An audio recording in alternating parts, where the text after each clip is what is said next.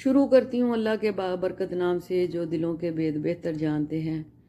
شرابی عالم دین سے جناب مجھے بتائیں کہ اگر میں کھجوریں کھاؤں تو آپ کو کوئی اعتراض ہے؟ عالم: بالکل کوئی اعتراض نہیں۔ شرابی: اگر اس کے ساتھ کچھ جڑی بوٹیاں کھا لوں؟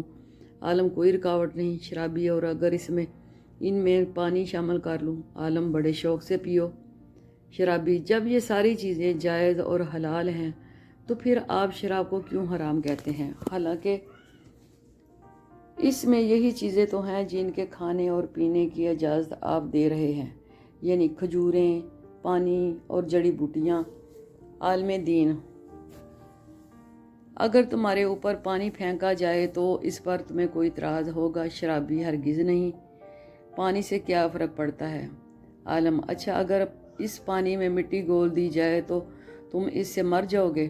شرابی: جناب، مٹی سے میں نے کسی کو مرتے ہوئے نہیں دیکھا۔ عالم: اگر میں مٹی اور پانی لوں اور ان کو گوندھ کر ایک اینٹ بنا لوں، اس سے خشک کر کے تمہیں ماروں تو کیا ایسا کرنے پر تمہیں کوئی اعتراض ہے؟ شرابی: جناب، اس سے تو آپ مجھے قتل کر دیں گے۔ عالم نے کہا: شراب کا بھی یہی حال ہے۔ اللہ پاک نے ہم کو جس بات سے بھی روکا ہے اس میں کوئی نہ کوئی مصلحت ہے۔ ہم کو اپنی طرف سے طویلیں نہیں گڑنی چاہیے بلکہ اللہ کے احکامات کی پیروی کرنی چاہیے۔